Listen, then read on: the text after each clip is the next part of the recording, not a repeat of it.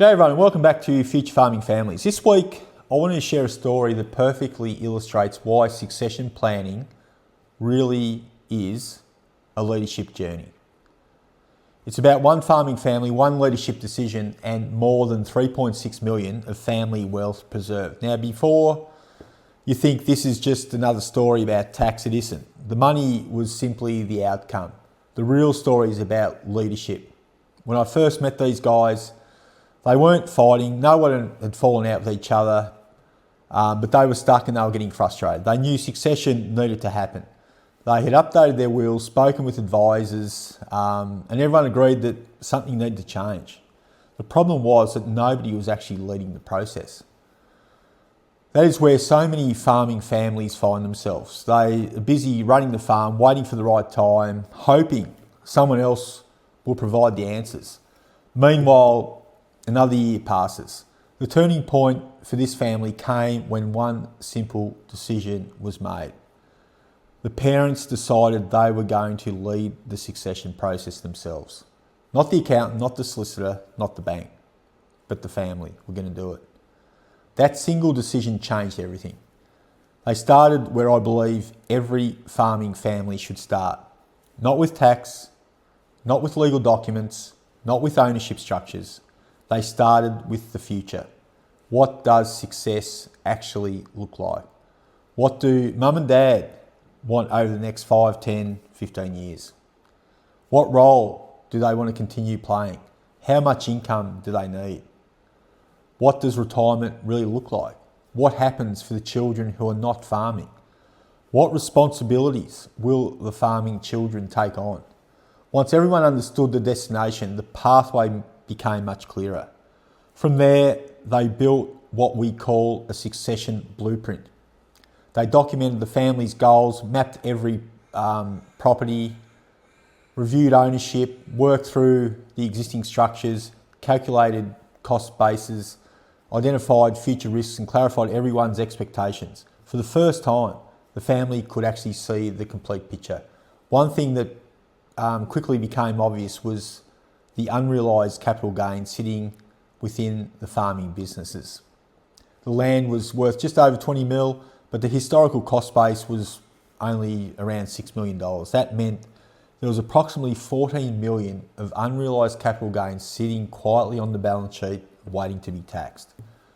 Most families have no idea those numbers even exist. Because this family started planning early, and because they still qualified for some of the concessions and they hadn't waited until it's too late, they were able to restructure ownership and tap into some of the concessions that are still available. They were also able to utilise stamp duty exemptions as well, which was a big saving. And the result was approximately 3.6 mil of family wealth preserved. But here's the important point. That wasn't the only strategy. Because the family gave themselves time creates options. Pressure removes those options. What I love most about this story isn't necessarily the tax saving, it's what happened around it. The family now has clarity. The parents know what retirement looks like. The next generation understands the plan. Everyone knows where they are heading. They have removed from uncertainty to certainty, from assumptions to conversations, and from simply hoping things are going to work out to intentionally designing their own futures. One of my favourite parts of the process was something that's very simple. We asked the parents to tell their story. How did the farm begin? What sacrifices were made? What droughts did they endure and survive? What risks did they take? What were the proudest moments? The legacy workbook became much more than an exercise. It became the beginning of many conversations that had never been had before.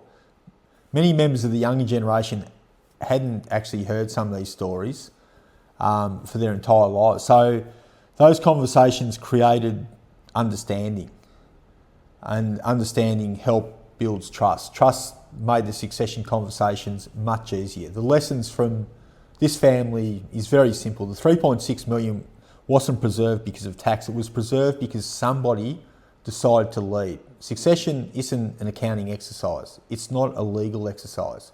It's a leadership exercise. When families gain clarity early, They make better decisions. They preserve more opportunities, protect important relationships and create a stronger future for all generations. If your family hasn't started those conversations yet, don't wait until somebody becomes ill. Don't wait until retirement. Don't wait until governments change the rules.